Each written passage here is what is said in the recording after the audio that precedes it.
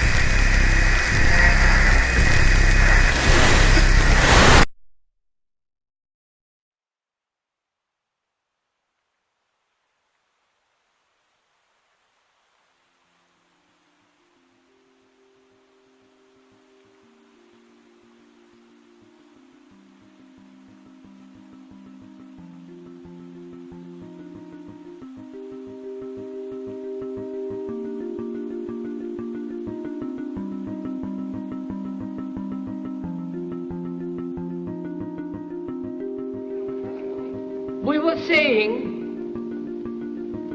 how very important it is to bring about in the human mind the radical revolution. The crisis is a crisis in consciousness, a crisis that cannot anymore accept the old norms, the old patterns, the ancient traditions. And considering what the world is now, with all the misery, conflict, destructive brutality, aggression, and so on, man is still as he was. He's still brutal, violent, aggressive, acquisitive, competitive, and he has built a society along these lines.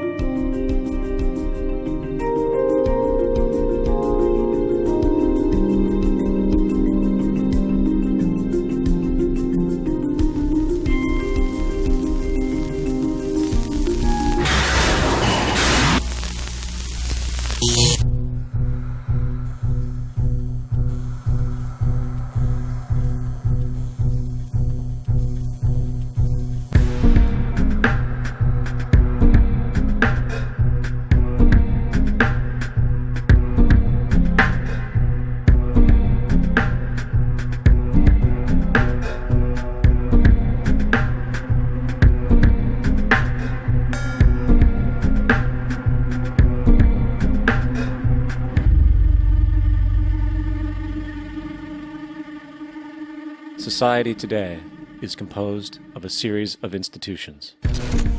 From political institutions, legal institutions, religious institutions, to institutions of social class, familial values, and occupational specialization.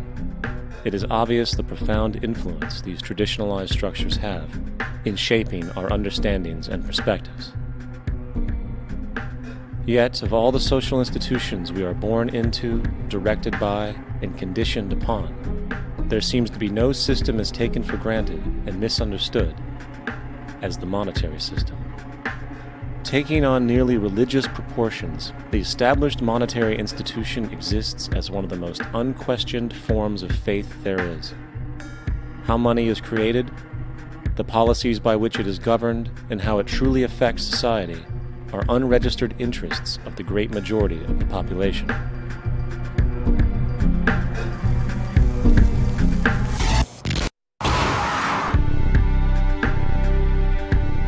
In a world where 1% of the population owns 40% of the planet's wealth, in a world where 34,000 children die every single day from poverty and preventable diseases, and where 50% of the world's population lives on less than $2 a day, one thing is clear: something is very wrong. And whether we are aware of it or not, the lifeblood of all of our established institutions, and thus society itself, is money. Therefore, understanding this institution of monetary policy is critical to understanding why our lives are the way they are. Unfortunately, economics is often viewed with confusion and boredom. Endless streams of financial jargon coupled with intimidating mathematics quickly deters people from attempts at understanding it. However, the fact is, the complexity associated with the financial system is a mere mask, designed to conceal one of the most socially paralyzing structures humanity has ever endured.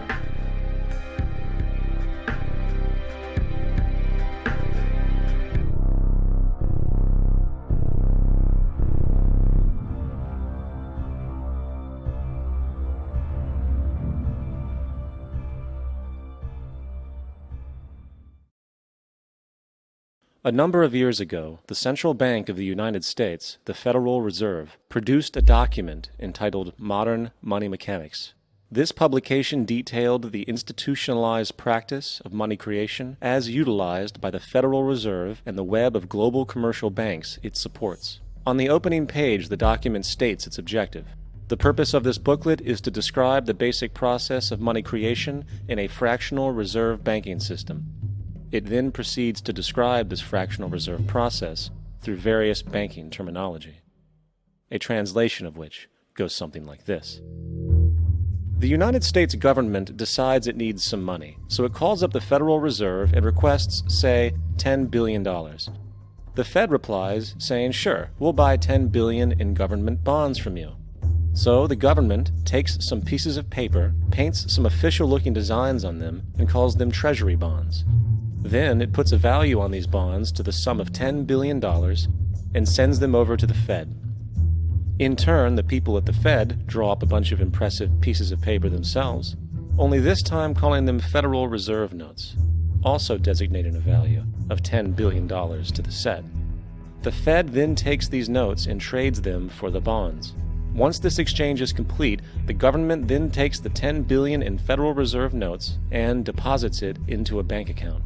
And upon this deposit, the paper notes officially become legal tender money, adding $10 billion to the U.S. money supply. And there it is. $10 billion in new money has been created.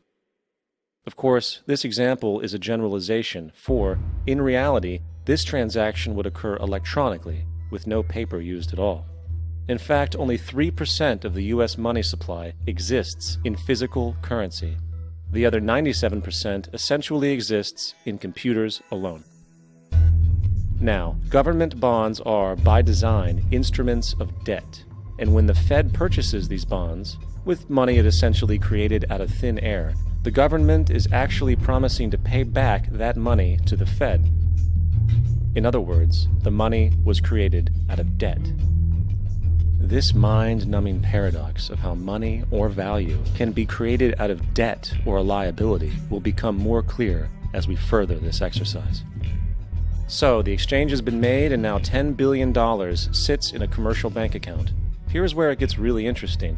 For as based on the fractional reserve practice, that $10 billion deposit instantly becomes part of the bank's reserves, just as all deposits do. And regarding reserve requirements, as stated in Modern Money Mechanics, a bank must maintain legally required reserves equal to a prescribed percentage of its deposits. It then quantifies this by stating, under current regulations, the reserve requirement against most transaction accounts is 10%. This means that with a $10 billion deposit, 10% or $1 billion is held as the required reserve, while the other $9 billion is considered an excessive reserve and can be used as the basis for new loans. Now, it is logical to assume that this $9 billion is literally coming out of the existing $10 billion deposit. However, this is actually not the case. What really happens is that the $9 billion is simply created out of thin air on top of the existing $10 billion deposit. This is how the money supply is expanded. As stated in modern money mechanics, of course they, the banks, do not really pay out loans from the money they receive as deposits. If they did this, no additional money would be created. What they do when they make loans is to accept promissory notes, loan contracts, in exchange for credits, money, to the borrower's transaction accounts. In other words, the $9 billion can be created out of nothing simply because there is a demand for such a loan and that there is a $10 billion deposit to satisfy the reserve requirements. Now, let's assume that somebody walks into this bank and borrows the newly available $9 billion. They will then most likely take that money and deposit it into their own bank account. The process then repeats, for that deposit becomes part of the bank's reserves. 10% is isolated, and in turn 90% of the $9 billion, or $8.1 billion, is now available as newly created money for more loans. And, of course, that 8.1 can be loaned out and redeposited, creating an additional 7.2 billion, to 6.5 billion, to 5.9 billion, etc. This deposit money creation loan cycle can technically go on to infinity. The average mathematical result is that about $90 billion can be created on top of the original $10 billion. In other words, for every deposit that ever occurs in the banking system, about 9 times that amount can be created out of thin air. Money jitters. Ask the obliging Bank of America for a jar of soothing instant money, M-O-N-E-Y, in the form of a convenient personal loan. So, now that we understand how money is created by this fractional reserve banking system, a logical yet elusive question might come to mind. What is actually giving this newly created money value? The answer? The money that already exists. The new money essentially steals value from the existing money supply. For the total pool of money is being increased irrespective to demand for goods and services. And as supply and demand finds equilibrium, prices rise, diminishing the purchasing power of each individual dollar. This is generally referred to as inflation, and inflation is essentially a hidden tax on the public.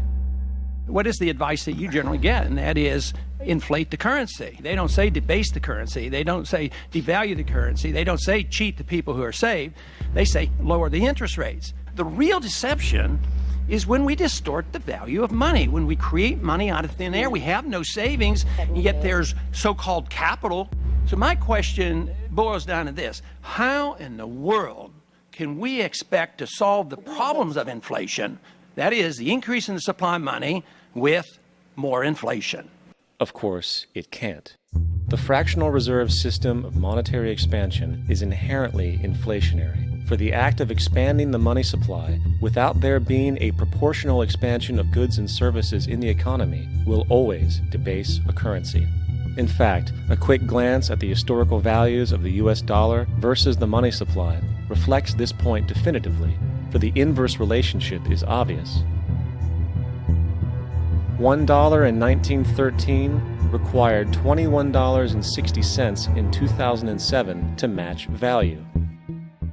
That is a 96% devaluation since the Federal Reserve came into existence. Now, if this reality of inherent and perpetual inflation seems absurd and economically self-defeating, hold that thought, for absurdity is an understatement in regard to how our financial system really operates. For in our financial system, money is debt. And debt is money. Here is a chart of the U.S. money supply from 1950 to 2006. Here is a chart of the U.S. national debt for the same period. How interesting it is that the trends are virtually the same. For the more money there is, the more debt there is. The more debt there is, the more money there is. To put it a different way, every single dollar in your wallet is owed to somebody by somebody. For remember, the only way the money can come into existence is from loans. Therefore, if everyone in the country were able to pay off all debts, including the government, there would not be $1 in circulation.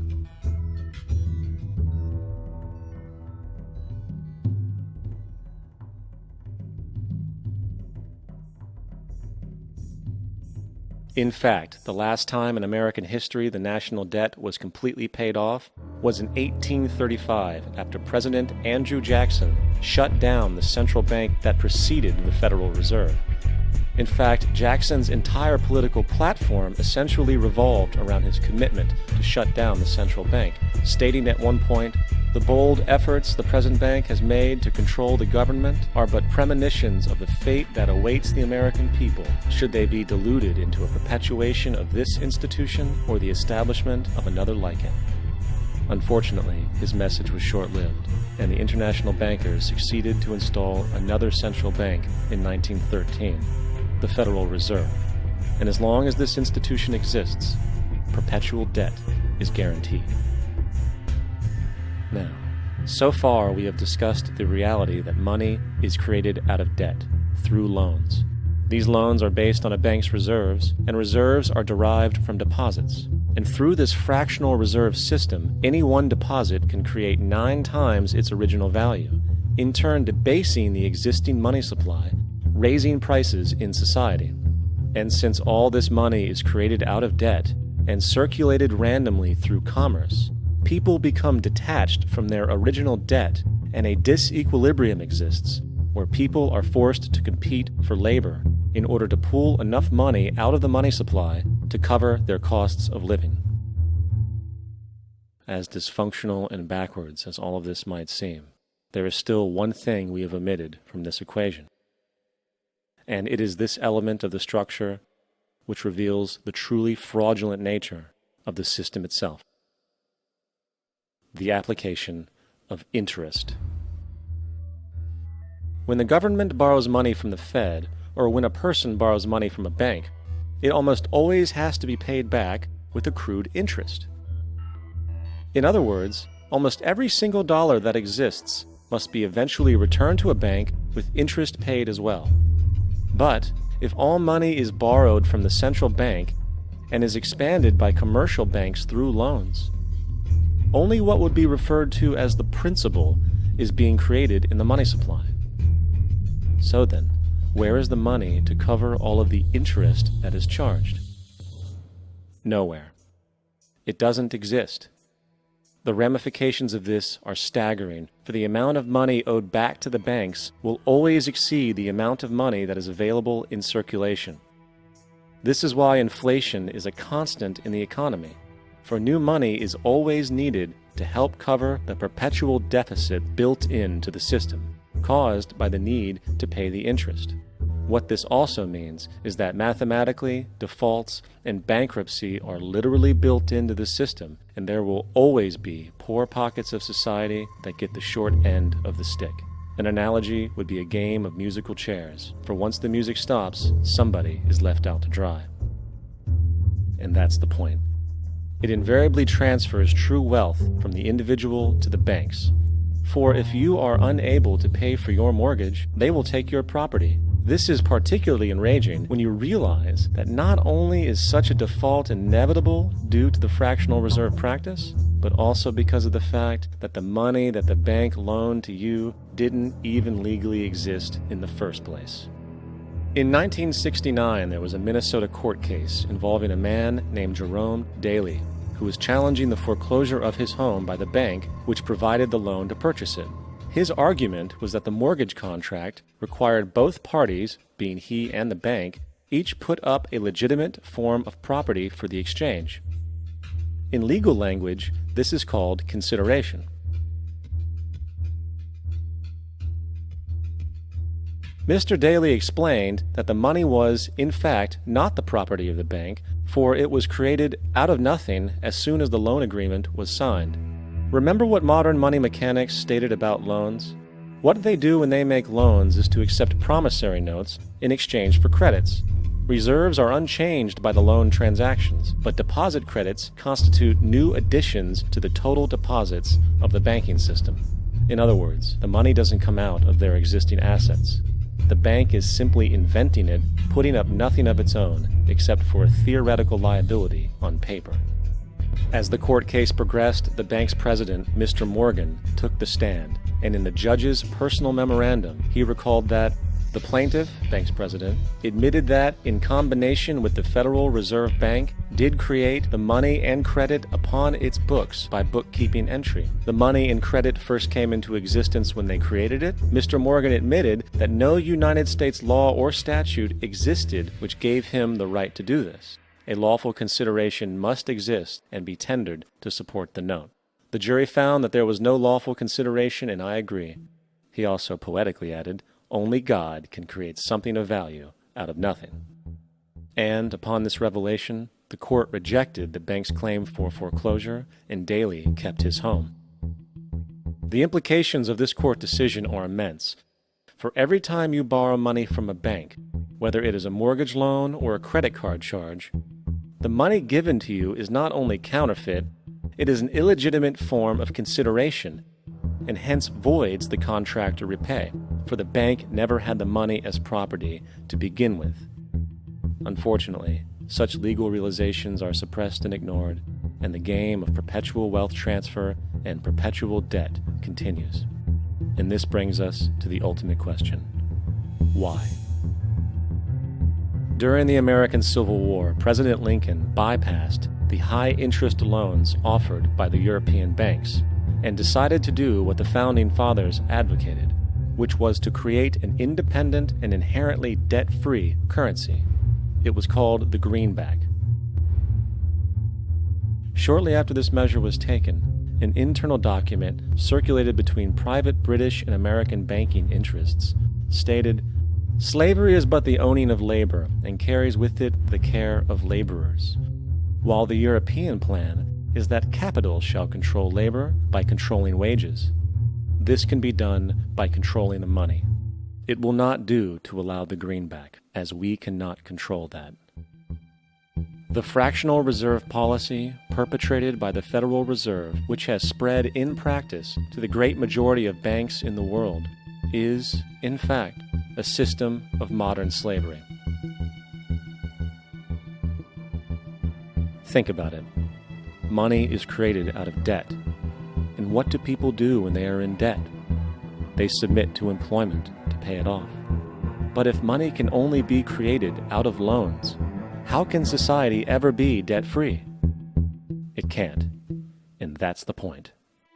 And it is the fear of losing assets coupled with the struggle to keep up with the perpetual debt and inflation inherent in the system, compounded by the inescapable scarcity within the money supply itself, created by the interest that can never be repaid, that keeps the wage slave in line, running on the hamster wheel with millions of others, in effect powering an empire that truly benefits only the elite at the top of the pyramid. For, at the end of the day, who are you really working for? The banks.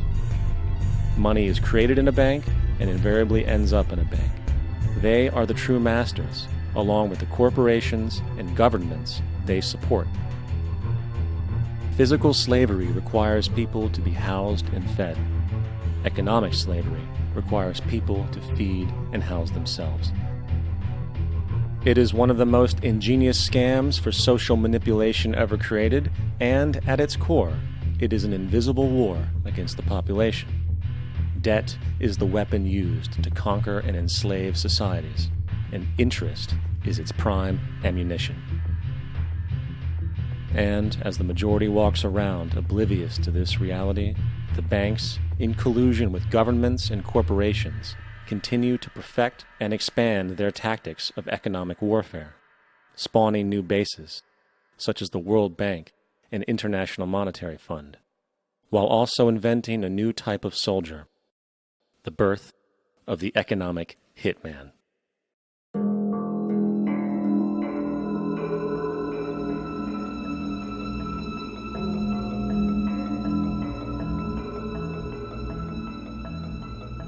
We economic hitmen really have been the ones responsible for creating this first truly global empire. And we work many different ways.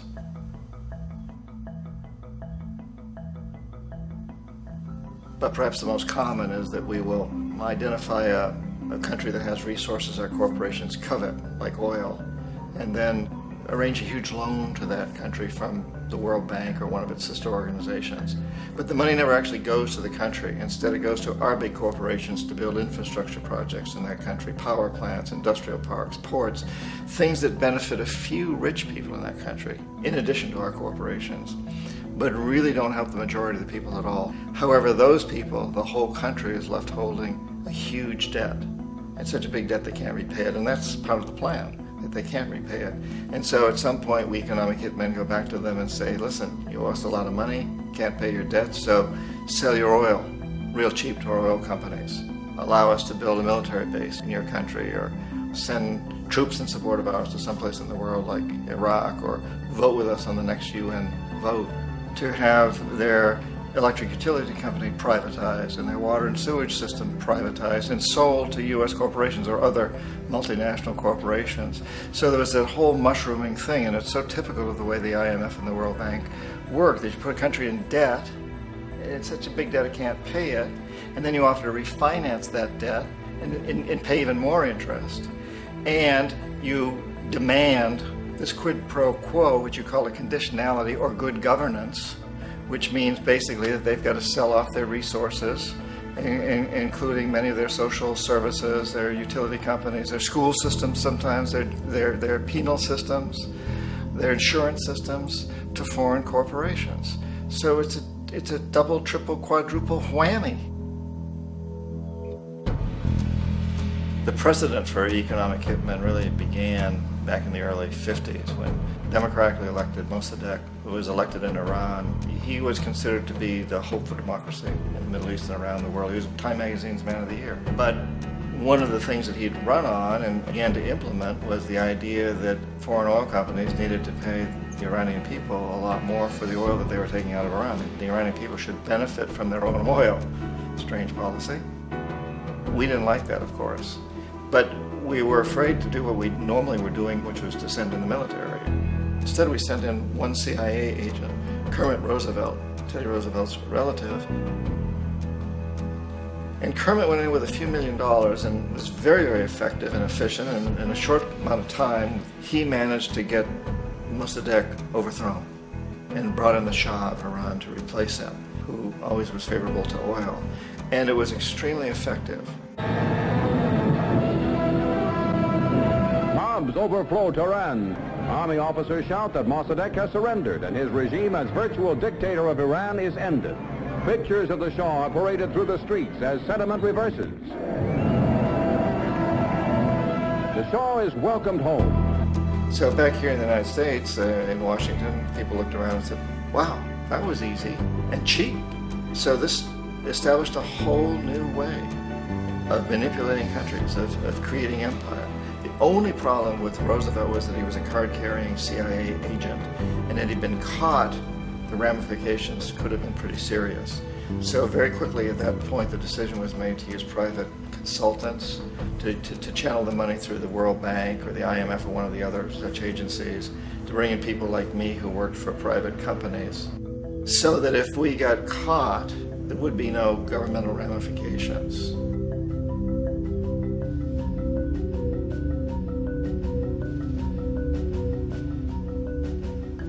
When Arbenz became president of Guatemala, the country was very much under the thumbs of United Fruit Company, the big international corporations. And Arbenz ran on this ticket that says, you know, we want to get the land back to the people. And once he took power, he was implementing policies that would do exactly that, give land rights back to the people. United Fruit didn't like that very much.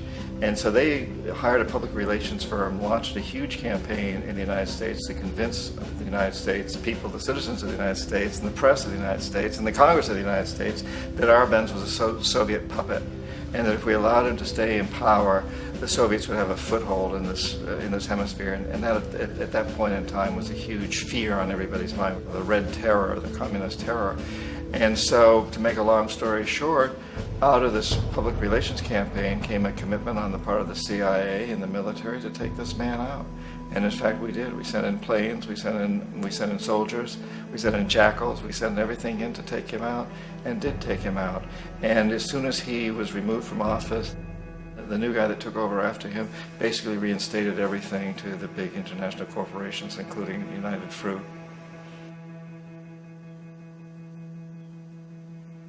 Ecuador for many, many years had been ruled by pro-US dictators, often relatively brutal. Then it was decided that they were going to have a truly democratic election. Jaime Roldos ran for office, and his main goal, he said, as president would be to make sure that Ecuador's resources were used to help the people.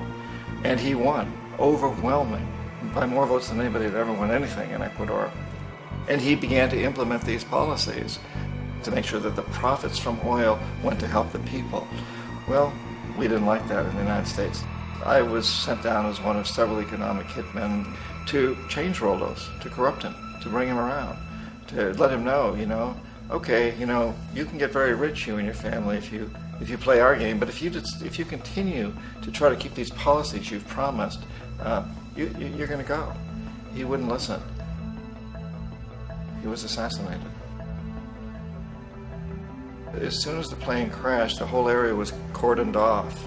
The only people allowed in were U.S. military from a nearby base and some of the Ecuadorian military. When an investigation was launched, 2 of the key witnesses died in car accidents before they had a chance to testify. A lot of very, very strange things that went on around the assassination of Jaime Roldos. I, like most people who've really looked at this case, have absolutely no doubt that it was an assassination. And of course, in my position as an economic hitman, I was always expecting something to happen to Jaime, whether it be a coup or assassination, I wasn't sure, but that he would be taken down because he was not being corrupted. He would not allow himself to be corrupted the way we wanted to corrupt him. Omar Torrijos, president of Panama, was, one of my favorite people. I really, really liked him. He was very charismatic. He was a guy who really wanted to help his country. And when I tried to bribe him or corrupt him, he said, look, John, he called me Juanito. He said, look, Juanito, I don't need the money. What I really need is for my country to be treated fairly. I need for the United States to repay the debts that you owe my people for all the destruction you've done here. I need to be in a position where I can help other Latin American countries win their independence and be free of this terrible presence from the north that you people are exploiting us so badly. I need to have the Panama Canal back in the hands of the Panamanian people. That's what I want. And so, leave me alone. Don't try to bribe me. It was 1981, and in May, Jaime Roldos was assassinated. And Omar was very aware of this. Torrijos got his family together and he said, I'm probably next, but it's okay because I've done what I came here to do. I've renegotiated the canal. The canal will now be in our hands. He just finished negotiating the treaty with Jimmy Carter. In June of that same year, just a couple of months later, he also went down in an airplane crash, which there's no question was executed by CIA-sponsored jackals. Tremendous amount of evidence that one of Torrijos' security guards handed him at the last moment as he was getting on the plane a tape recorder, a small tape recorder that contained a bomb.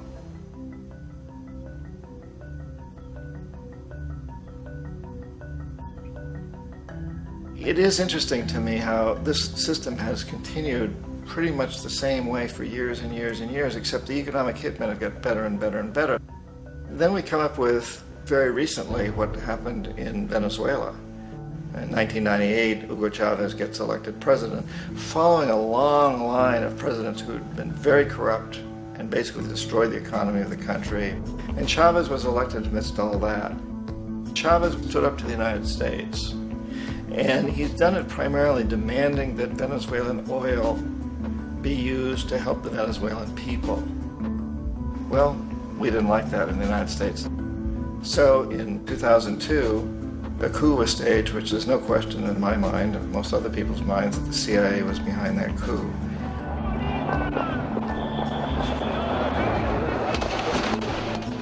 way that that coup was fomented was very reflective of what Kermit Roosevelt had done in Iran, of paying people to go out into the streets, to riot, to protest, to say this Chavez is very unpopular.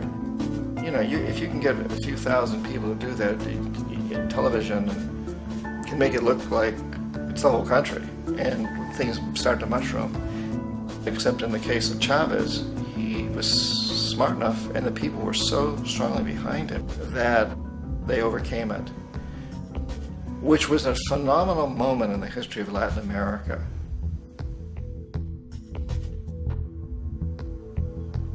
Iraq actually is a perfect example of the way the whole system works. So we economic hitmen are the first line of defense. We go in and we try to corrupt governments and get them to accept these huge loans, which we then use as leverage to basically own them.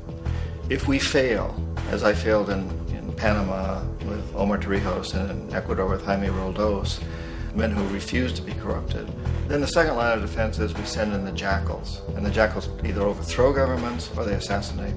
And once that happens and a new government comes in, and boy, it's going to toe the line because the new president knows what will happen if he doesn't. In the case of Iraq, both of those things failed. Economic hitmen were not able to get through to Saddam Hussein. We tried very hard. We tried to get him to accept a deal very similar to what the House of Saud had accepted in Saudi Arabia, but he wouldn't accept it. And so the jackals went in to take him out. They couldn't do it. His security was very good. After all, he had one time worked for the CIA. He'd been hired to assassinate a former president of Iraq and failed, but he knew the system. So in '91, we send in the troops and we take out the Iraqi military.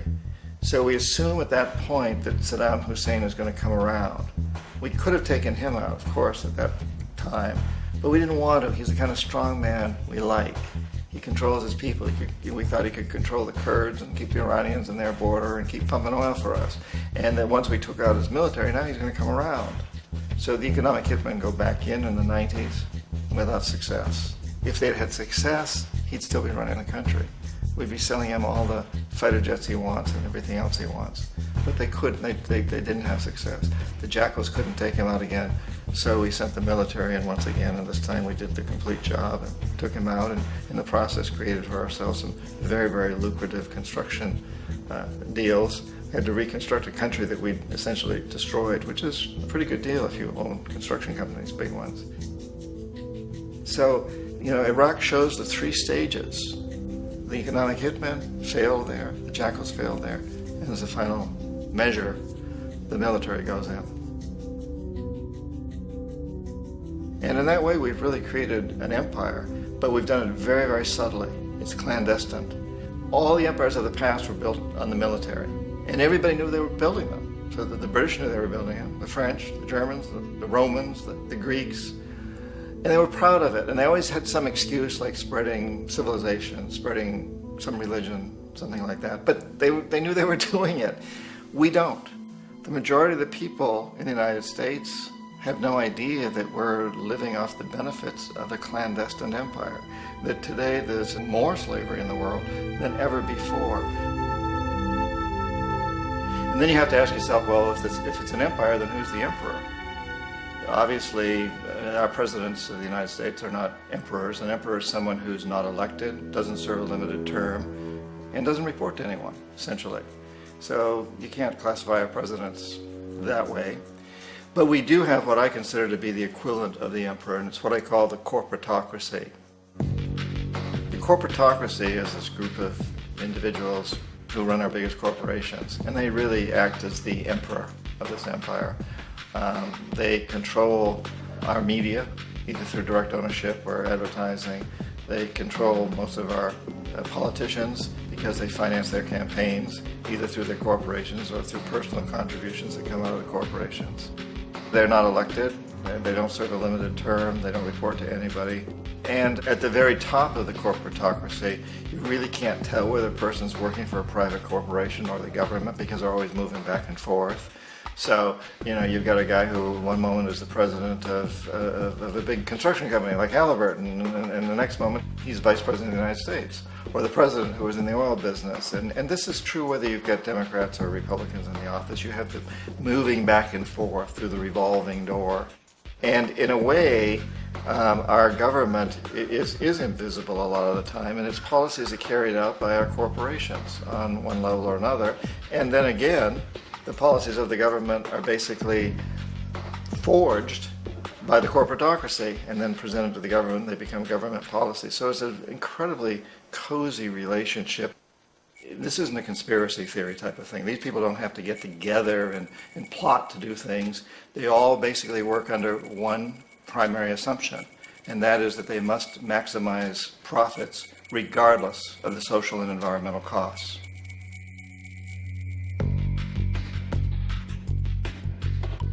This process of manipulation by the corporatocracy through the use of debt, bribery, and political overthrow is called globalization. Just as the Federal Reserve keeps the American public in a position of indentured servitude through perpetual debt, inflation, and interest, the World Bank and IMF serve this role on a global scale. The basic scam is simple. Put a country in debt either by its own indiscretion or through corrupting the leader of that country, then impose conditionalities or structural adjustment policies, often consisting of the following. Currency devaluation. When the value of a currency drops, so does everything valued in it. This makes indigenous resources available to predator countries at a fraction of their worth. Large funding cuts for social programs. These usually include education and healthcare, compromising the well-being and integrity of the society, leaving the public vulnerable to exploitation. Privatization of state-owned enterprises. This means that socially important systems can be purchased and regulated by foreign corporations for profit.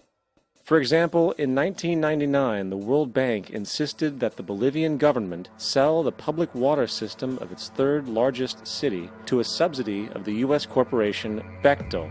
As soon as this occurred, water bills for the already impoverished local residents skyrocketed. It wasn't until after a full-blown revolt by the people that the Bechtel contract was nullified. Then there is trade liberalization, or the opening up of the economy through removing any restrictions on foreign trade. This allows for a number of abusive economic manifestations, such as transnational corporations bringing in their own mass-produced products, undercutting the indigenous production and ruining local economies. An example is Jamaica, which, after accepting loans and conditionalities from the World Bank, lost its largest cash crop markets due to competition with Western imports. Today, countless farmers are out of work, for they are unable to compete with the large corporations. Another variation is the creation of numerous seemingly unnoticed, unregulated, inhumane sweatshop factories, which take advantage of the imposed economic hardship. Additionally, due to production deregulation, environmental destruction is perpetual, as a country's resources are often exploited by the indifferent corporations while outputting large amounts of deliberate pollution. The largest environmental lawsuit in the history of the world today is being brought on behalf of 30,000 Ecuadorian Amazonian people against Texaco, which is now owned by Chevron. So today it's against Chevron, but for activities conducted by Texaco. Estimated to be more than 18 times what the Exxon Valdez dumped into the coast of Alaska. In the case of Ecuador, it wasn't an accident. The oil companies did it intentionally. They knew they were doing it to save money out there rather than arranging for proper disposal. Furthermore, a cursory glance at the performance record of the World Bank reveals that the institution, which publicly claims to help poor countries develop and alleviate poverty, has done nothing but increase poverty and the wealth gap, while corporate profits soar.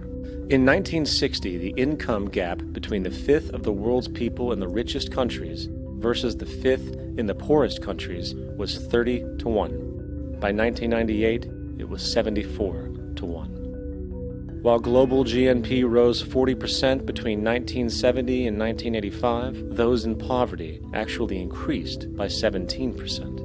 While from 1985 to 2000, those living on less than $1 a day increased by 18%. Even the Joint Economic Committee of the U.S. Congress admitted that there is a mere 40% success rate of all World Bank projects. In the late 1960s, the World Bank intervened in Ecuador with large loans. During the next 30 years, poverty grew from 50% to 70%.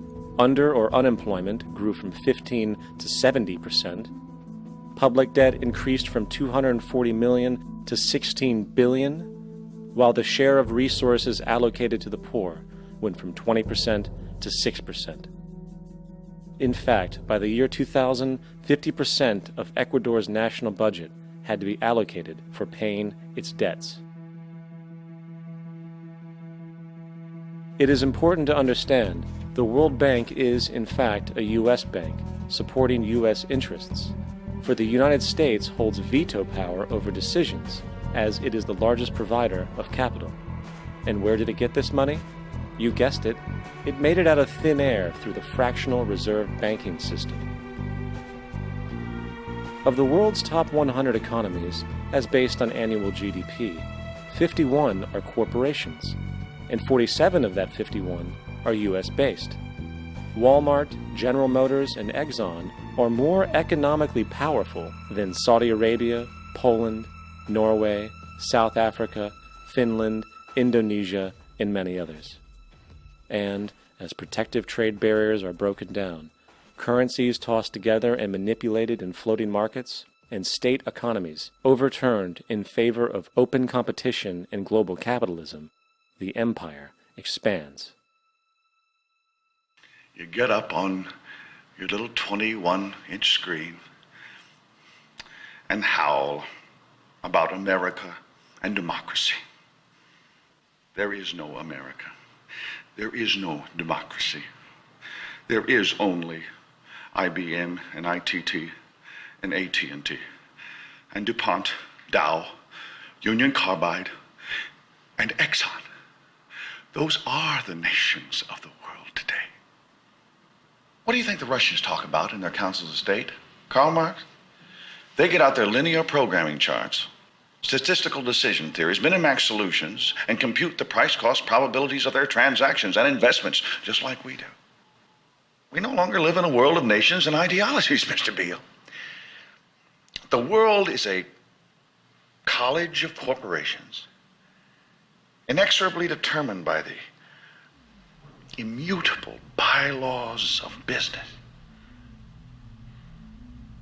The world is a business, Mr. Beale.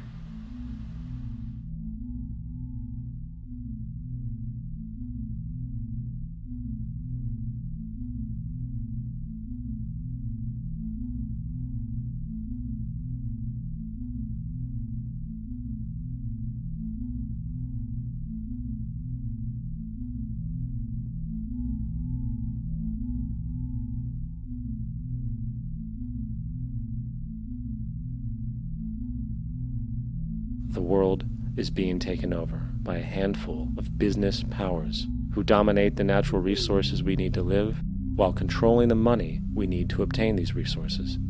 The end result will be world monopoly, based not on human life, but financial and corporate power. And as the inequality grows, naturally more and more people are becoming desperate. So the establishment was forced to come up with a new way to deal with anyone who challenges the system. So they gave birth to the terrorist.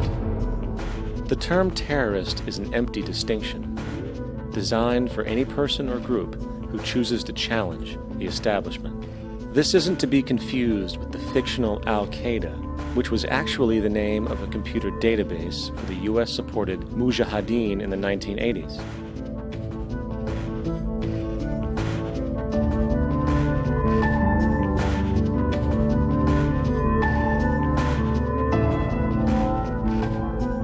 In 2007, the Department of Defense received $161.8 billion for the so-called global war on terrorism. According to the National Counterterrorism Center, in 2004, roughly 2,000 people were killed internationally due to supposed terrorist acts. Of that number, 70 were American. Using this number as a general average, which is extremely generous, it is interesting to note that twice as many people die from peanut allergies a year than from terrorist acts. Concurrently, the leading cause of death in America is coronary heart disease, killing roughly 450,000 each year. And in 2007, the government's allocation of funds for research on this issue was about $3 billion. This means that the U.S. government in 2007 spent 54 times the amount for preventing terrorism than it spent for preventing a disease which kills 6,600 times more people annually than terrorism does.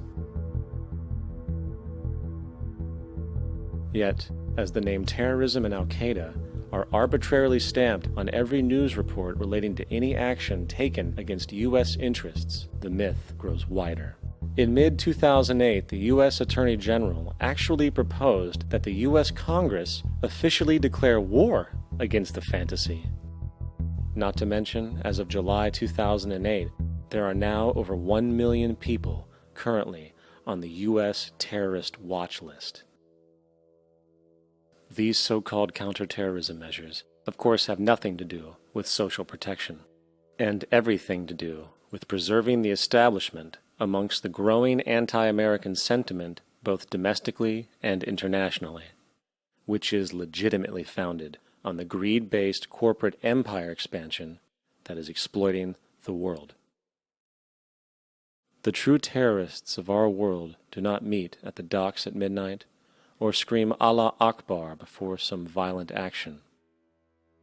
The true terrorists of our world wear $5,000 suits and work in the highest positions of finance, government, and business. So, what do? How do we stop a system of greed and corruption that has so much power and momentum? How do we stop this aberrant group behavior which feels no compassion for, say, the millions slaughtered in Iraq and Afghanistan, so the corporatocracy can control energy resources and opium production for Wall Street profit?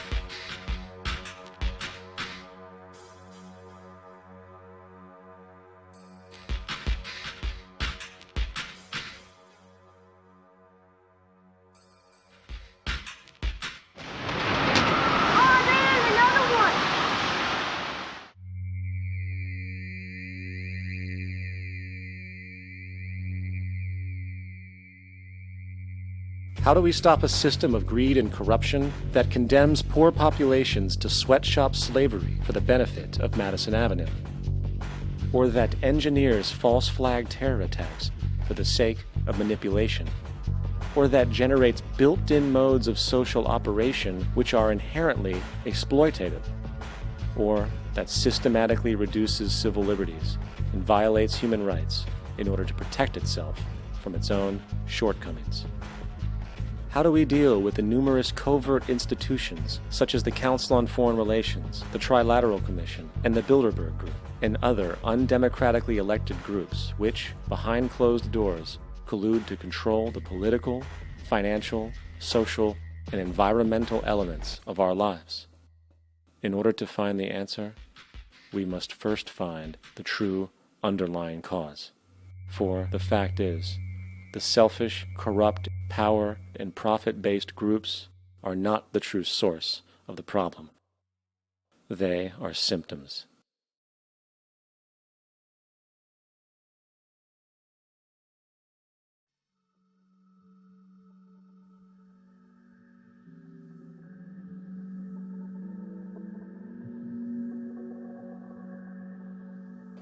My name is Jock Fresco. I'm an industrial designer and a social engineer. I'm very much interested in society and developing a system that might be sustainable for all people. First of all, the word corruption is a monetary invention. That aberrant behavior that's disruptive to the well-being of people, while you're dealing with human behavior. And human behavior appears to be environmentally determined, meaning if you were raised by the Seminole Indians as a baby, never saw anything else, you'd hold that value system. And this goes for nations, it goes for individuals, for families.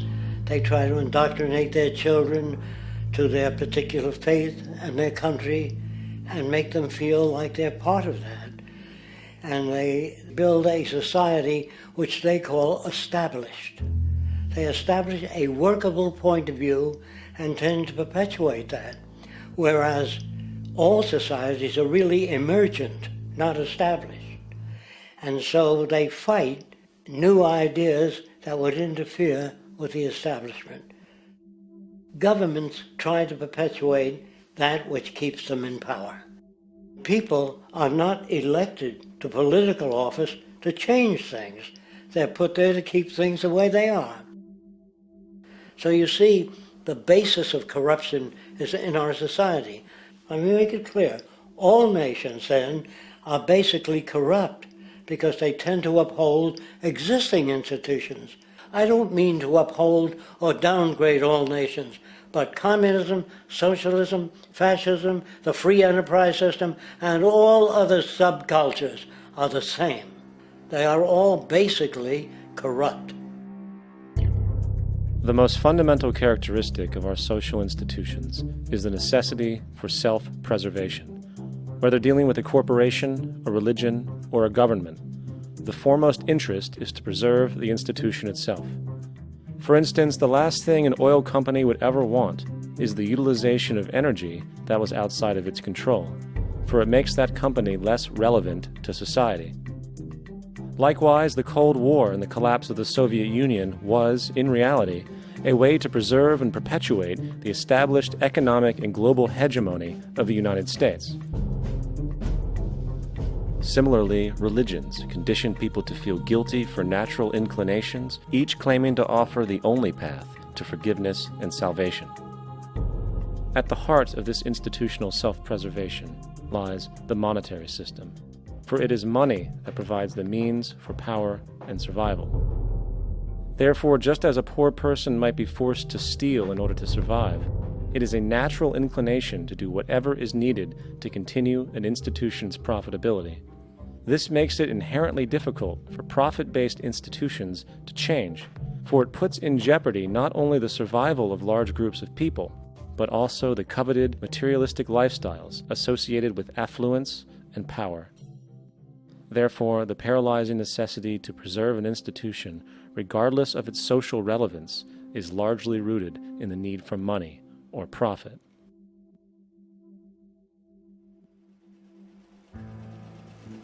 What's in it for me is why people think. And so if a man makes money selling a certain product, naturally he's going to fight the existence of another product that may threaten his institution. Therefore, people cannot be fair, and people do not trust each other.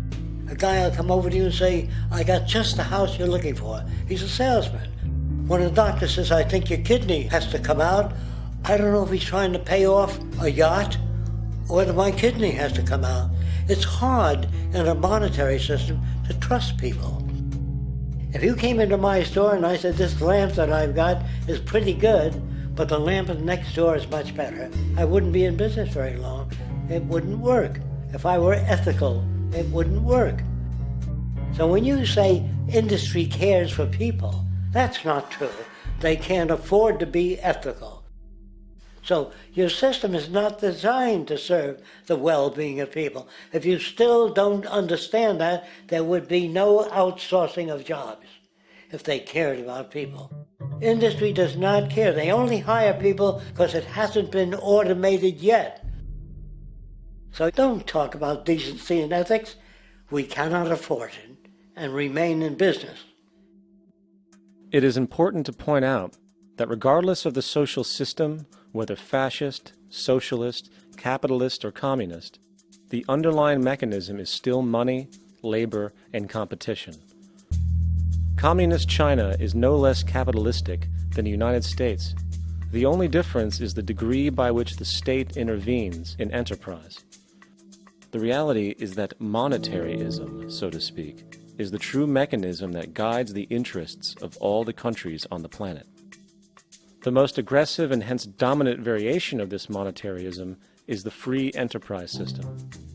The fundamental perspective, as put forth by early free market economists like Adam Smith, is that self-interest in competition leads to social prosperity, as the act of competition creates incentive, which motivates people to persevere. However, what isn't talked about is how a competition-based economy invariably leads to strategic corruption, power and wealth consolidation, social stratification, technological paralysis, labor abuse, and, ultimately, a covert form of government dictatorship by the rich elite.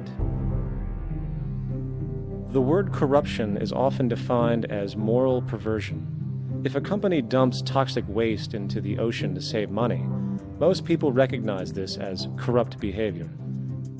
On a more subtle level, when Walmart moves into a small town and forces small businesses to shut down for they are unable to compete, a gray area emerges. For what exactly is Walmart doing wrong? Why should they care about mom-and-pop organizations they destroy?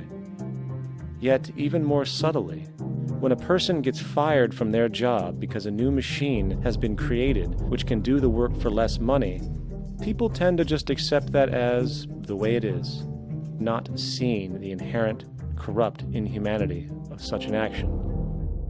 Because the fact is, whether it is dumping toxic waste, having a monopoly enterprise, or downsizing the workforce, the motive is the same: profit. They are all different degrees of the same self-preserving mechanism, which always puts the well-being of people second to monetary gain. Therefore, corruption is not some byproduct of monetaryism. It is the very foundation. And while most people acknowledge this tendency on one level or another, the majority remains naive as to the broad ramifications of having such a selfish mechanism as the guiding mentality in society.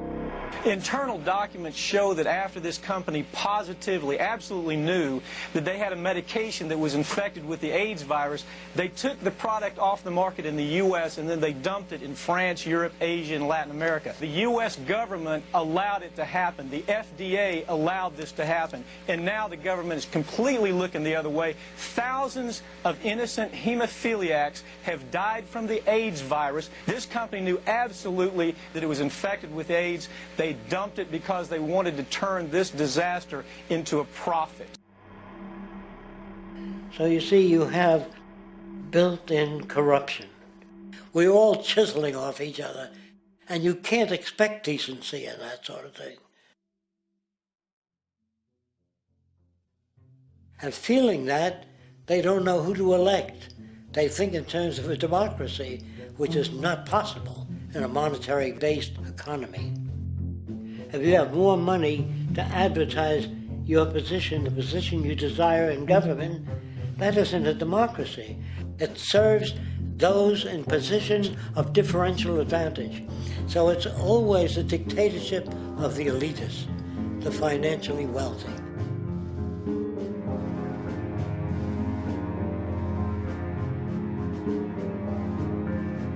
It is an interesting observation to note how seemingly unknown personalities magically appear on the scene as presidential candidates.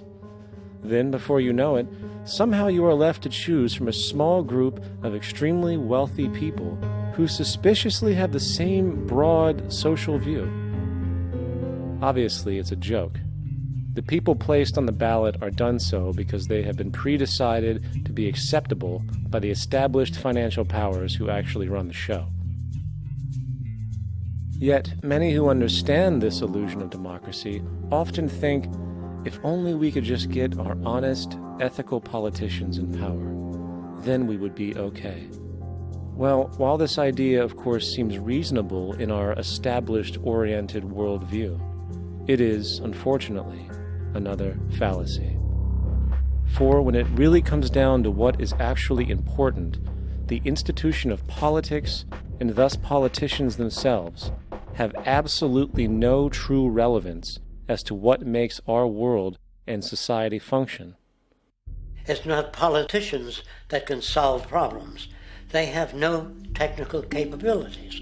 They don't know how to solve problems. Even if they were sincere, they don't know how to solve problems. It's the technicians that produce the desalination plants.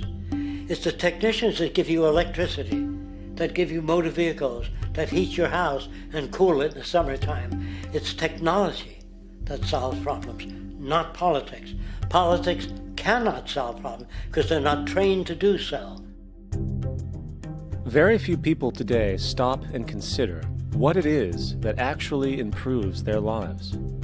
Is it money? Obviously not. One cannot eat money or stuff money into their car to get it to run. Is it politics? All politicians can do is create laws, establish budgets, and declare war. Is it religion? Of course not. Religion creates nothing except intangible emotional solace for those who require it. The true gift that we as human beings have, which has been solely responsible for everything that has improved our lives, is technology. What is technology? Technology is a pencil which allows one to solidify ideas on paper for communication. Technology is an automobile which allows one to travel faster than feet would allow. Technology is a pair of eyeglasses which enables sight for those who need it. Applied technology itself is merely an extension of human attributes which reduces human effort, freeing humans from a particular chore or problem. Imagine what your life would be like today without a telephone, or an oven, or a computer, or an airplane. Everything in your home, which you take for granted, from a doorbell, to a table, to a dishwasher, is technology generated from the creative, scientific ingenuity of human technicians, not money, politics, or religion. These are false institutions. And writing your congressman is fantastic. They tell you to write your congressman if you want something done. The men in Washington should be at the forefront of technology, the forefront of human studies, the forefront of crime, all the factors that shape human behavior. You don't have to write your congressman. What kind of people are they that are appointed to do that job? The future will have great difficulty. And the question that's raised by politicians is, how much will a project cost? The question is not, how much will it cost? Do we have the resources? And we have the resources today to house everyone, build hospitals all over the world, build schools all over the world, the finest equipment and labs for teaching and doing medical research. So you see, we have all that, but we're in a monetary system. And in a monetary system, there's profit. And what is the fundamental mechanism that drives the profit system besides self-interest? What is it exactly that maintains that competitive edge at its core? Is it high efficiency and sustainability? No, that isn't part of their design. Nothing produced in our profit-based society is even remotely sustainable or efficient. If it was, there wouldn't be a multi-million-dollar-a-year service industry for automobiles, nor would the average lifespan for most electronics be less than 3 months before they're obsolete. Is it abundance? Absolutely not. Abundance, as based on the laws of supply and demand, is actually a negative thing.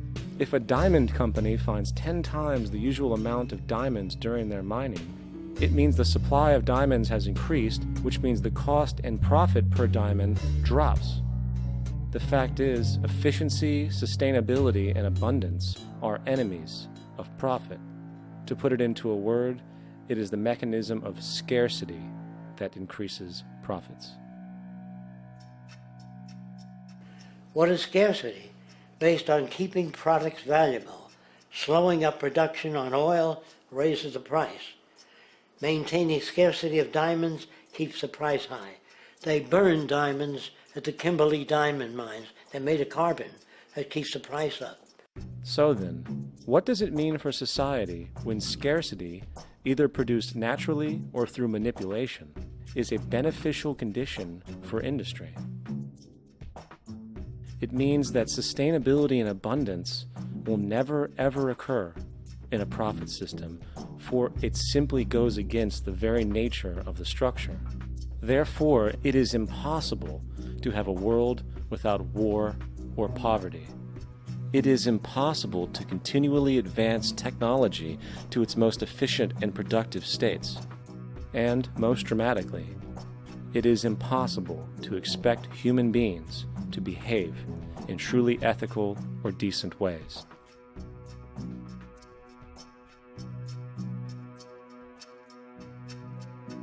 People use the word instinct because they can't account for the behavior. They sit back and they evaluate with their lack of knowledge, and they say things like, humans are built a certain way, greed is a natural thing, as though they've worked for years on it, and it's no more natural than wearing clothing. What we want to do is to eliminate the causes of the problems, eliminate the processes that produce greed and bigotry and prejudice and people taking advantage of one another and elitism, eliminating the need for prisons and welfare. We have always had these problems because we have always lived within scarcity and barter and monetary systems that produce scarcity. If you eradicate the conditions that generate what you call socially offensive behavior, it does not exist. The guy said, well, isn't that inborn? No, it's not. There is no human nature, there's human behavior, and that's always been changed throughout history. You're not born with bigotry and greed and corruption and hatred. You pick that up within the society. War, poverty, corruption, hunger, misery, human suffering will not change in a monetary system. That is, there'll be very little significant change. It's going to take the redesign of our culture, our values, and it has to be related to the carrying capacity of the earth, not some human opinion or some politician's notions of the way the world ought to be, or some religious notions of the conduct of human affairs. And that's what the Venus Project is about. The society that we're about to talk about is a society that is free of all the old superstitions, incarceration, prisons, police, cruelty, and law. All laws will disappear, and the professions will disappear that are no longer valid, such as stockbrokers, bankers, advertising, gone forever, because it's no longer relevant. When we understand that it is technology devised by human ingenuity which frees humanity and increases our quality of life, we then realize that the most important focus we can have is on the intelligent management of the Earth's resources. For it is from these natural resources we gain the materials to continue our path of prosperity. Understanding this, we then see that money fundamentally exists as a barrier to these resources, for virtually everything has a financial cost. And why do we need money to obtain these resources? Because of real or assumed scarcity. We don't usually pay for air and tap water because it is in such high abundance, selling it would be pointless. So then, logically speaking, if resources and technologies applicable to creating everything in our societies, such as houses, cities, and transportation, were in high enough abundance, there would be no reason to sell anything. Likewise, if automation and machinery was so technologically advanced as to relieve human beings of labor, there would be no reason to have a job.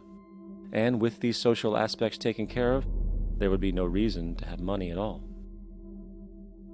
So the ultimate question remains: do we on Earth have enough resources and technological understanding to create a society of such abundance that everything we have now could be available without a price tag and without the need for submission through employment?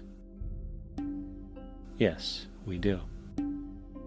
We have the resources and technology to enable this at a minimum, along with the ability to raise the standard of living so high that people in the future will look back at our civilization now and gawk at how primitive and immature our society was.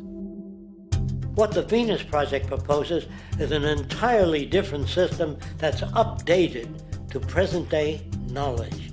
We've never given scientists the problem of how do you design a society which would eliminate boring and monotonous jobs, that would eliminate accidents in transportation, that would enable people to have a high standard of living, that would eliminate poisons in our food, that would give us other sources of energy that are clean and efficient. We can do that out there.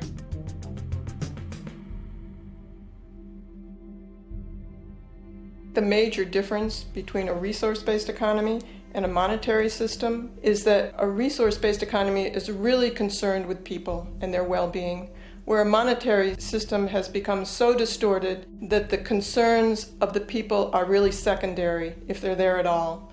The products that are turned out are for how much money you can get. If there is a problem in society and you can't earn money from solving that problem, then it won't be done. The resource-based economy is really not close to anything that's been tried. And with all our technology today, we can create abundance. It could be used to improve everyone's lifestyle. Abundance all over the world if we use our technology wisely and maintain the environment. It's a very different system, and it's very hard to talk about because the public is not that well enough informed as to the state of technology.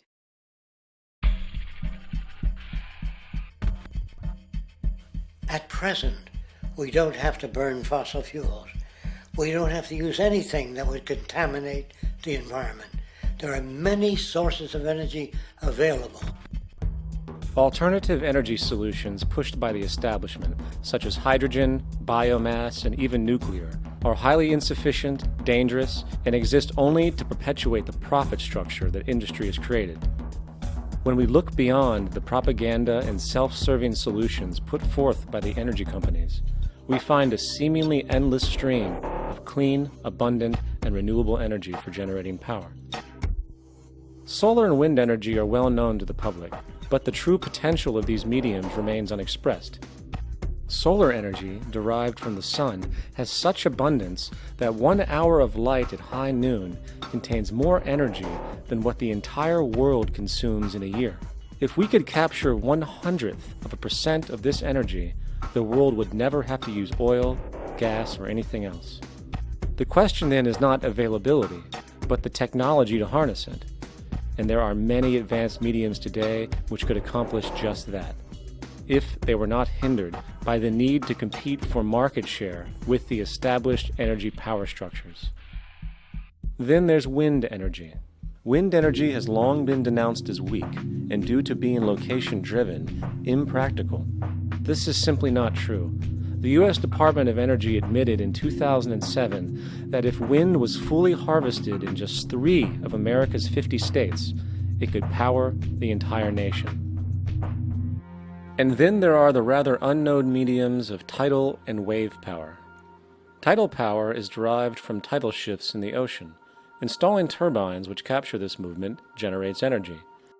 In the United Kingdom, 42 sites are currently noted as available, forecasting that 34% of all the UK's energy could come from tidal power alone.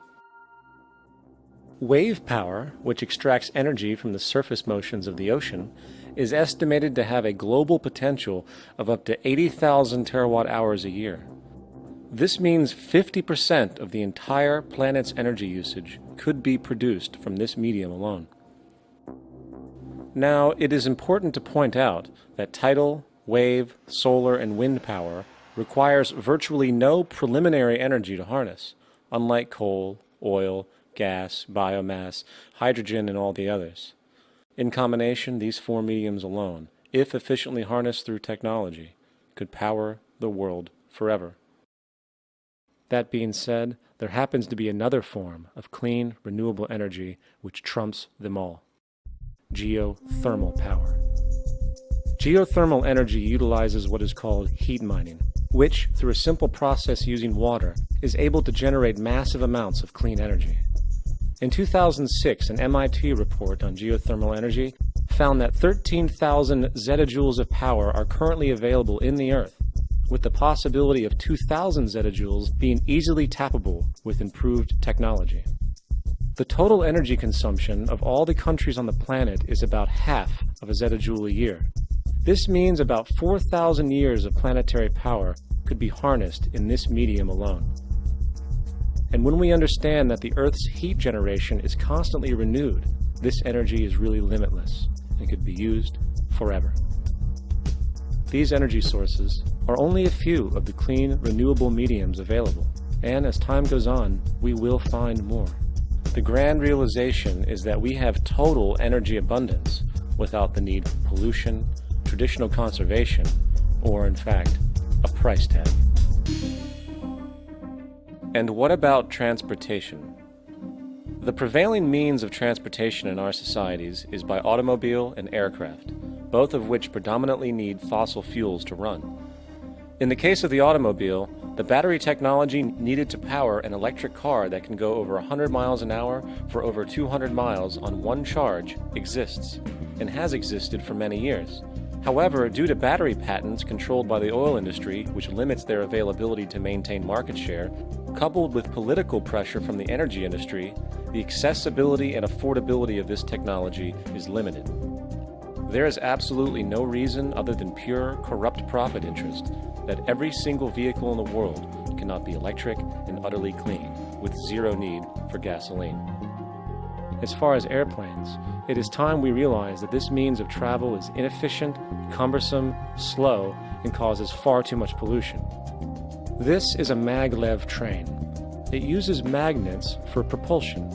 It is fully suspended by a magnetic field and requires less than 2% of the energy used for plane travel. The train has no wheels, so nothing can wear out. The current maximum speed of versions of this technology, as used in Japan, is 361 miles per hour. However, this version of the technology is very dated. An organization called ET3, which has connections with the Venus Project, has established a tube-based maglev that can travel up to 4,000 miles per hour in a motionless, frictionless tube, which can go over land or underwater. Imagine going from LA to New York for an extended lunch break, or from Washington, D.C. to Beijing, China in 2 hours. This is the future of continental and intercontinental travel, fast, clean, with only a fraction of the energy usage we use today for the same means. In fact, between maglev technology, advanced battery storage, and geothermal energy, there would be no reason to ever burn fossil fuels again. And we can do this now if we were not held back by the paralyzing profit structure. Now, America is inclined toward fascism. It has a propensity by its dominant philosophy and religion to uphold the fascist point of view. American industry is essentially a fascist institution. If you don't understand that, the minute you punch that time clock, you walk into a dictatorship. We're given notions about the respectability of work, and I really look at it as being paid slavery.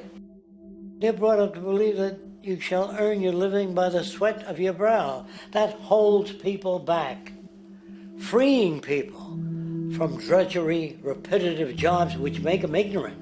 You rob them.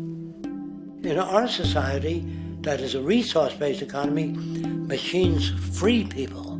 You see, we can't imagine that because we've never known that kind of world.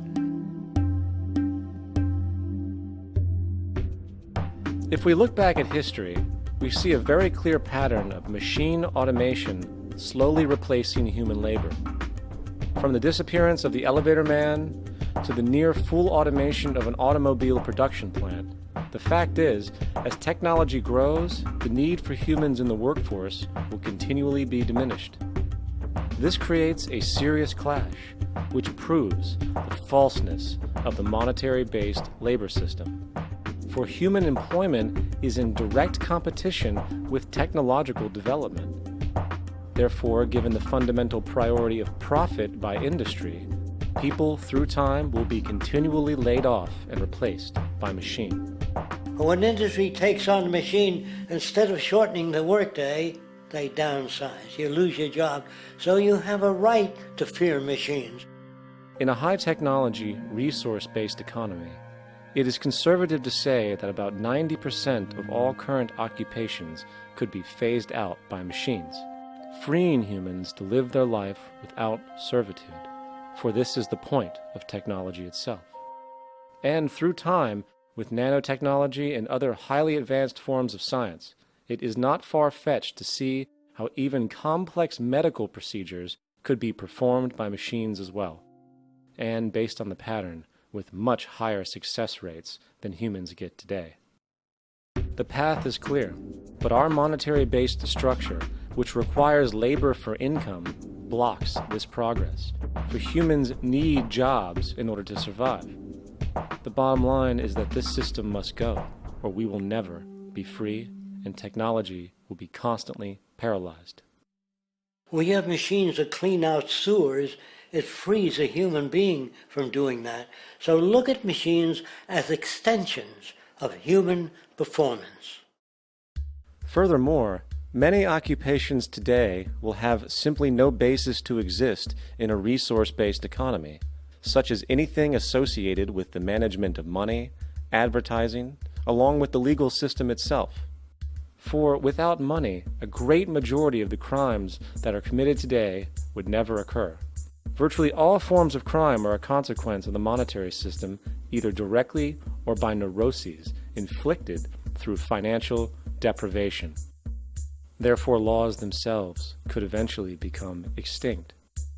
Instead of putting up a sign, drive carefully, slippery when wet, put abrasive in the highway so it's not slippery when wet.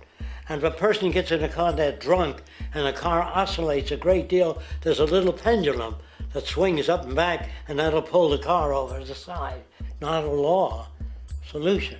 Put sonar and radar in automobiles so they can't hit one another. Man-made laws are attempts to deal with occurring problems, and not knowing how to solve them, they make a law. In the United States, the most privatized, capitalist country on the planet, it should come as no surprise that it also has the largest prison population in the world, growing every year. Statistically, most of these people are uneducated and come from poor, deprived societies.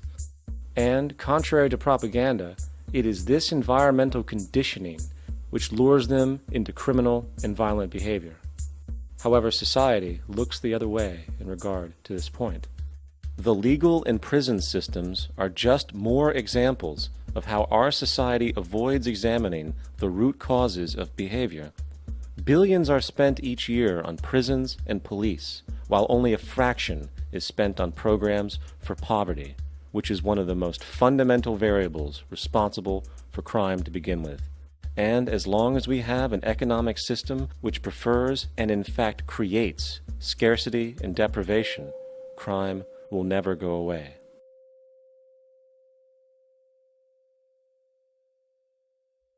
If people have access to the necessities of life without servitude, debt, barter, trade, they behave very differently. You want all these things available without a price tag. Now then, you gotta have a price tag. Well, what'll motivate people? Man gets everything he wants, he just lay around in the sun. This is the myth they perpetuate. People in our culture are trained to believe that the monetary system produces incentive. If they have access to things, why should they want to do anything? They will lose their incentive. That's what you're taught to support the monetary system. When you take money out of the scenario, there would be different incentives, very different incentives. When people have access to the necessities of life, their incentives change. What about the moon and the stars? New incentives arise. If you make a painting that you enjoy, you will enjoy giving it to other people, not selling it.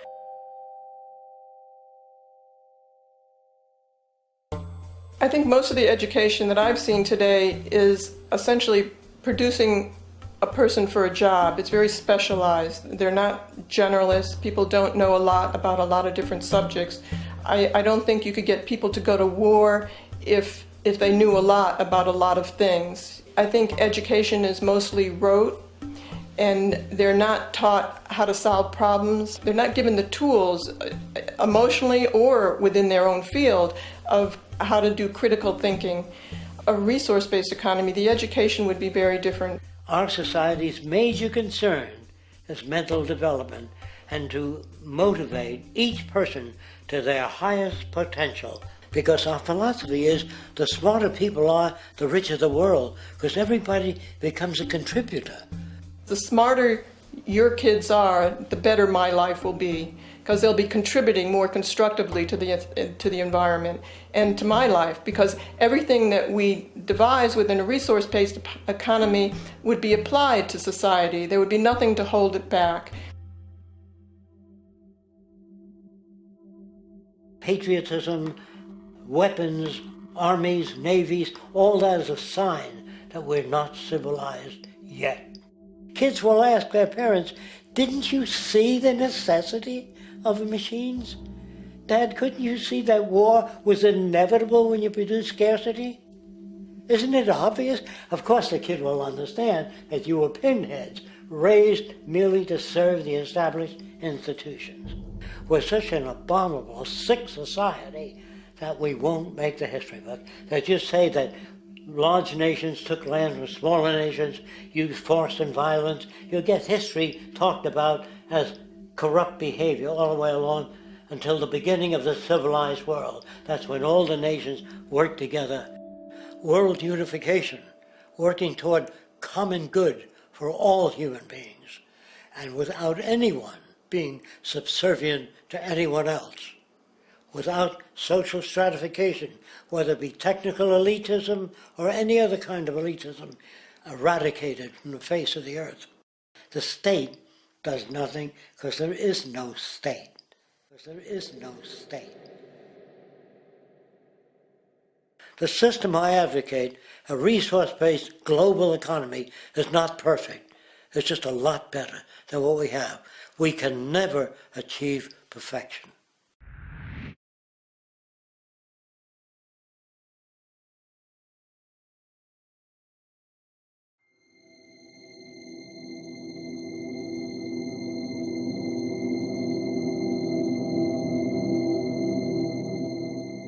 The social values of our society, which has manifested in perpetual warfare, corruption, oppressive laws, social stratification, irrelevant superstitions, environmental destruction, and a despotic, socially indifferent, profit-oriented ruling class, is fundamentally the result of a collective ignorance of two of the most basic insights humans can have about reality: the emergent and symbiotic aspects of natural law. The emergent nature of reality is that all systems, whether it is knowledge, society, technology, philosophy, or any other creation, will, when uninhibited, undergo fluid, perpetual change. What we consider commonplace today, such as modern communication and transportation, would have been unimaginable in ancient times. Likewise, the future will contain technologies, realizations, and social structures that we cannot even fathom in the present. We have gone from alchemy to chemistry, from a geocentric universe to a heliocentric, from believing that demons were the cause of illness to modern medicine. This development shows no sign of ending, and it is this awareness that aligns us and leads us on a continuous path to growth and progress. Static, empirical knowledge does not exist. Rather, it is the insight of the emergence of all systems we must recognize. This means we must be open to new information at all times, even if it threatens our current belief system and hence identities. Sadly, society today has failed to recognize this, and the established institutions continue to paralyze growth by preserving outdated social structures. Simultaneously, the population suffers from a fear of change, for their conditioning assumes a static identity, and challenging one's belief system usually results in insult and apprehension, for being wrong is erroneously associated with failure, when, in fact, to be proven wrong should be celebrated, for it is elevating someone to a new level of understanding, furthering awareness. The fact is, there is no such thing as a smart human being, for it is merely a matter of time before their ideas are updated, changed, or eradicated. And this tendency to blindly hold on to a belief system, sheltering it from new, possibly transforming information, is nothing less than a form of intellectual materialism. The monetary system perpetuates this materialism not only by its self-preserving structures, but also through the countless number of people who have been conditioned into blindly and thoughtlessly upholding these structures, therefore becoming self-appointed guardians of the status quo. Sheep, which no longer need a sheepdog to control them, for they control each other by ostracizing those who step out of the norm. This tendency to resist change and uphold existing institutions for the sake of identity, comfort, power, and profit is completely unsustainable and will only produce further imbalance, fragmentation, distortion, and invariably, destruction. It's time to change. From hunters and gatherers to the agricultural revolution to the industrial revolution, the pattern is clear. It is time for a new social system which reflects the understandings we have today. The monetary system is a product of a period of time where scarcity was a reality. Now, with the age of technology, it is no longer relevant to society. Gone with the aberrant behavior it manifests. Likewise, dominant worldviews, such as theistic religion, operate with the same social irrelevancy. Islam, Christianity, Judaism, Hinduism, and all of the others exist as barriers to personal and social growth, for each group perpetuates a closed worldview, and this finite understanding that they acknowledge is simply not possible in an emergent universe.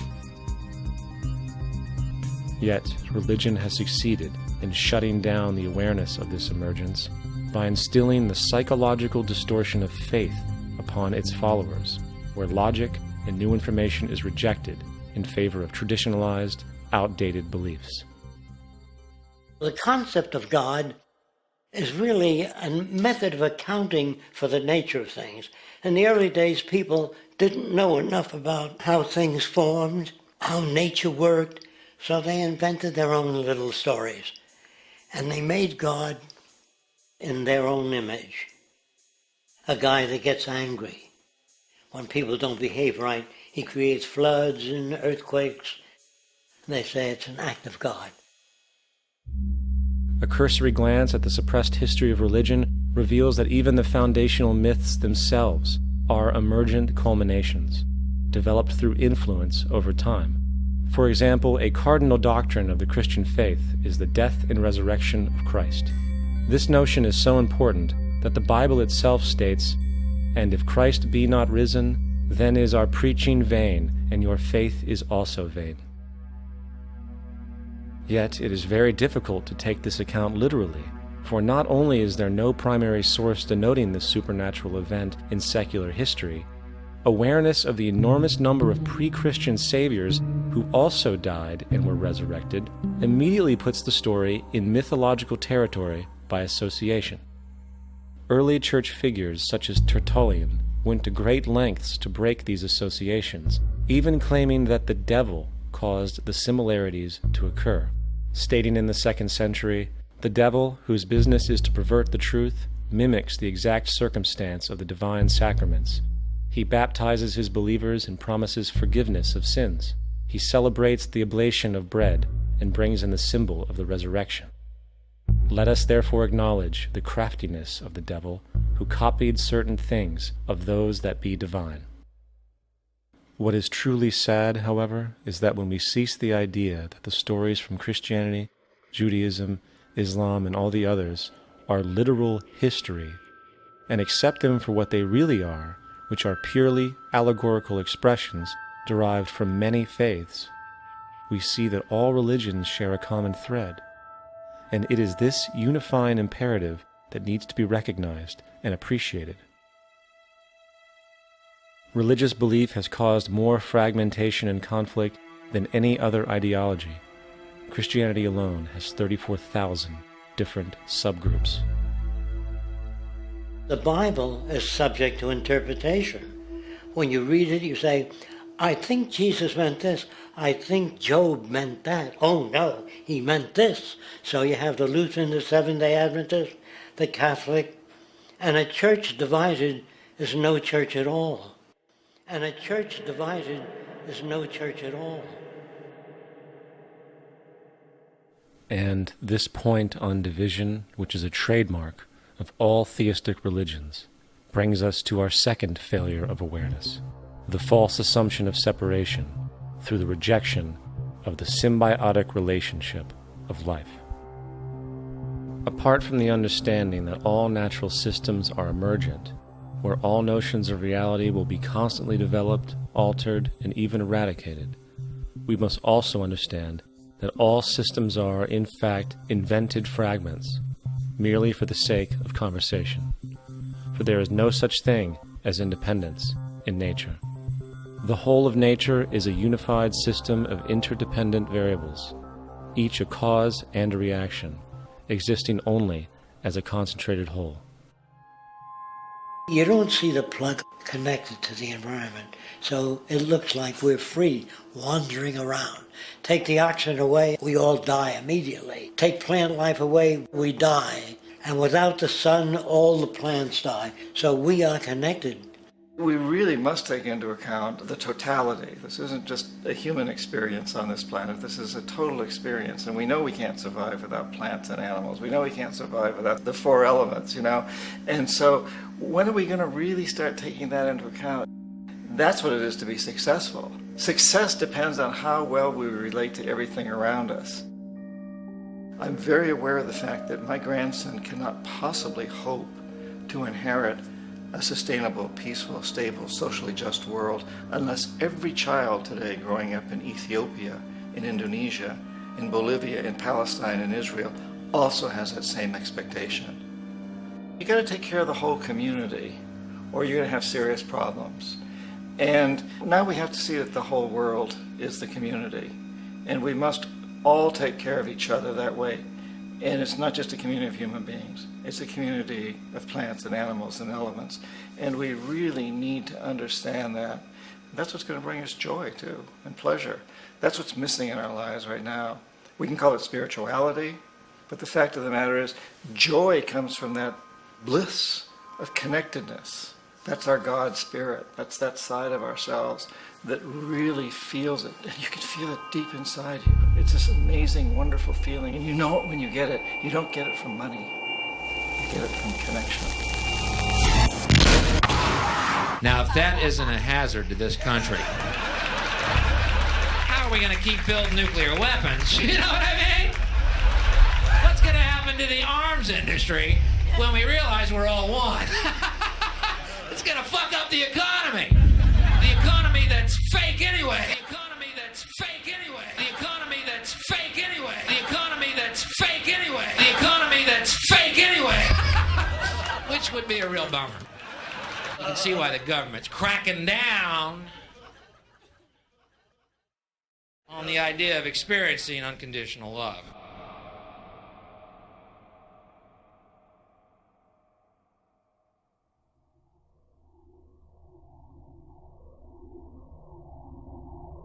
Once we understand that the integrity of our personal existences are completely dependent on the integrity of everything else in our world, we have truly understood the meaning of unconditional love. For love is extensionality, and seeing everything as you and you as everything can have no conditionalities. For, in fact, we are all everything at once.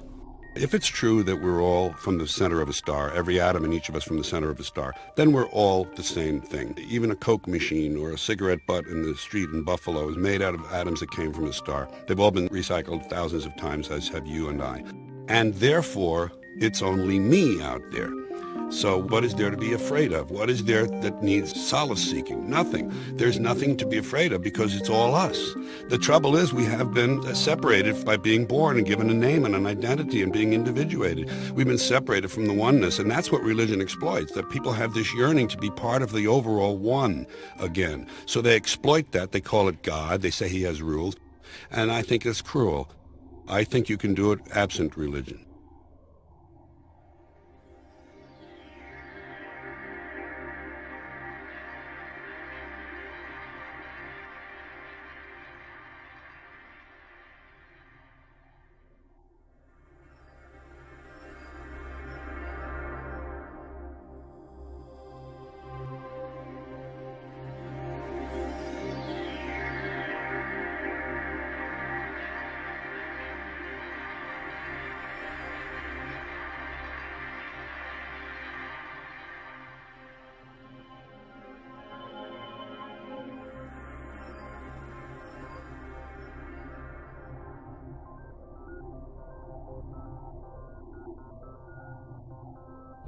It's time to claim the unity our outmoded social systems have broken apart, and work together to create a sustainable global society where everyone is taken care of and everyone is truly free.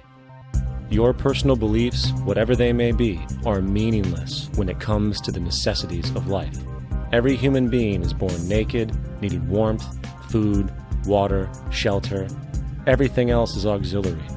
Therefore, the most important issue at hand is the intelligent management of the Earth's resources. This can never be accomplished in a monetary system, for the pursuit of profit is the pursuit of self-interest, and therefore imbalance is inherent. Simultaneously, politicians are useless, for our true problems in life are technical, not political. Furthermore, ideologies that separate humanity, such as religion, need strong reflection in the community in regard to its value, purpose, and social relevancy. Hopefully, through time, religion will lose its materialism and basis in superstition and move into the useful field of philosophy. The fact is, society today is backwards, with politicians constantly talking about protection and security rather than creation, unity, and progress. The U.S. alone now spends about $500 billion annually on defense. That is enough to send every high school senior in America to a four-year college. In the 1940s, the Manhattan Project produced the first true weapon of mass destruction. This program employed 130,000 people at an extreme financial cost. Imagine what our life would be like today if that group of scientists, instead of working on a way of killing people, worked on a way to create a self-sustaining, abundant world. Life today would be very, very different if that was their goal. Instead of weapons of mass destruction, it is time to unleash something much more powerful. Weapons of mass creation. Our true divinity is in our ability to create, and armed with the understanding of the symbiotic connections of life, while being guided by the emergent nature of reality, there is nothing we cannot do or accomplish.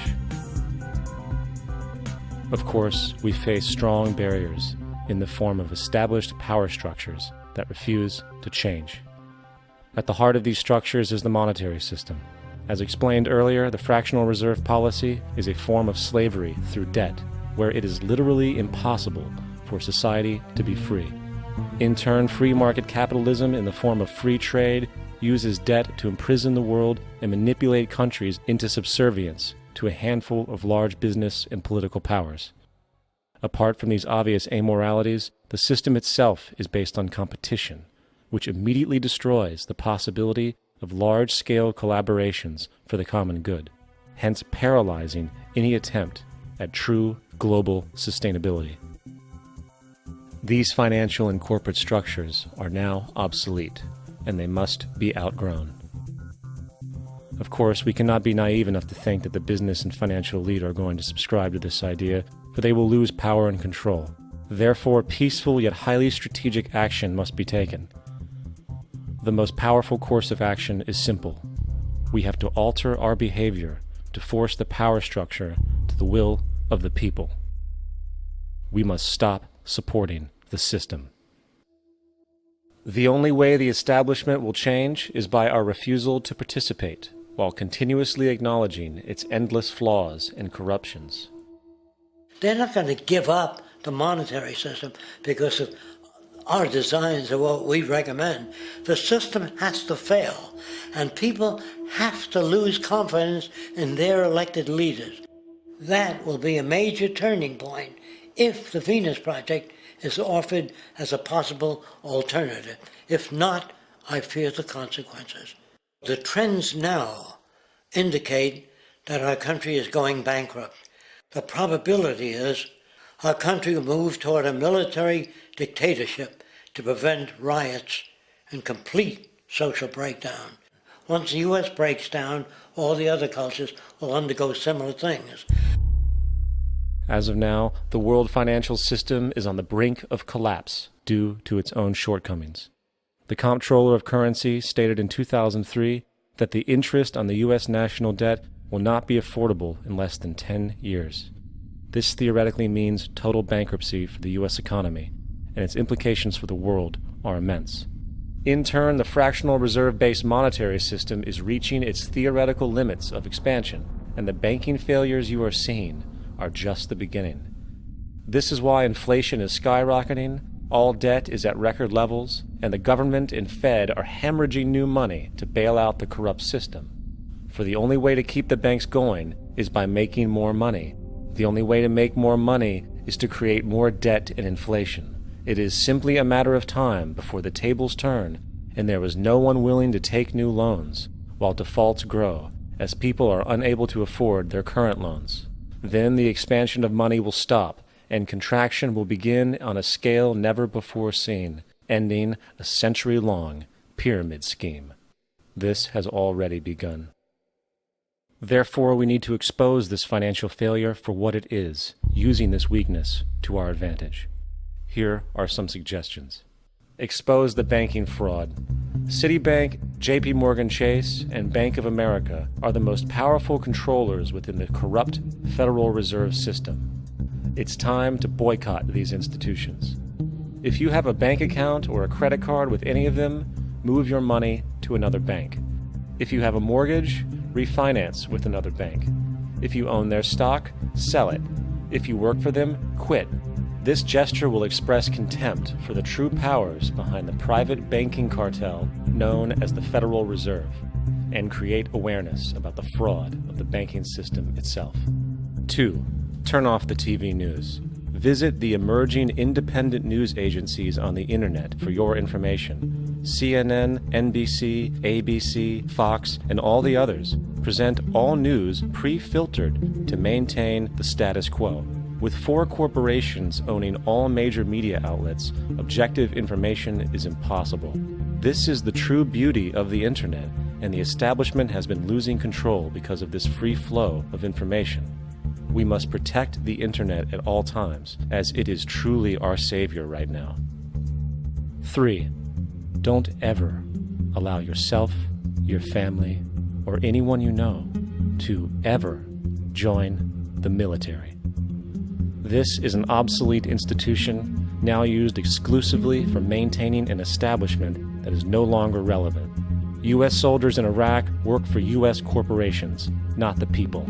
Propaganda forces us to believe that war is natural and the military is an honorable institution. Well, if war is natural, why are there 18 suicides every single day by American veterans who have post-traumatic stress disorder? If our military men and women are so honored, why is it that 25% of the American homeless population are veterans? 4. Stop supporting the energy companies. If you live in a detached house, get off the grid. Investigate every means of making your home self-sustainable with clean energy.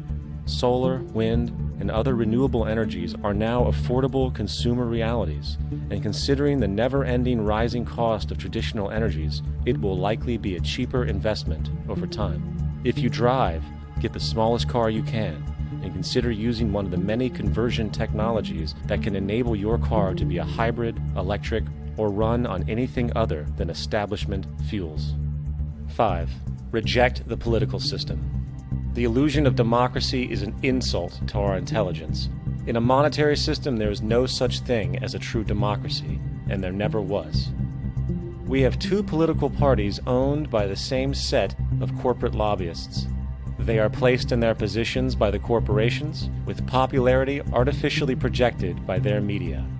In a system of inherent corruption, the change of personnel every couple of years has very little relevance. Instead of pretending that the political game has any true meaning, focus your energy on how to transcend this failed system. And 6. Join the movement. Go to the zeitgeistmovement.com and help us create the largest mass movement for social change the world has ever seen. We must mobilize and educate everyone about the inherent corruption of our current world system, along with the only true sustainable solution, declaring all the natural resources on the planet as common heritage to all people, while informing everyone as to the true state of technology and how we can all be free if the world works together rather than fights. The choice lies with you. You can continue to be a slave to the financial system and watch the continuous wars, depressions, and injustice across the globe while placating yourself with vain entertainment and materialistic garbage. Or you can focus your energy on true, meaningful, lasting, holistic change, which actually has the realistic ability to support and free all humans with no one left behind. But, in the end, the most relevant change must occur first inside of you. The real revolution is the revolution of consciousness, and each one of us first needs to eliminate the divisionary, materialistic noise we have been conditioned to think is true, while discovering, amplifying, and aligning with the signal coming from our true empirical oneness. It is up to you. What we are trying in all these discussions and talks here is to see if we cannot radically bring about a transformation of the mind. Not accept things as they are, but to understand it, to go into it, to examine it, give your heart and your mind with everything that you have to find out a way of living differently.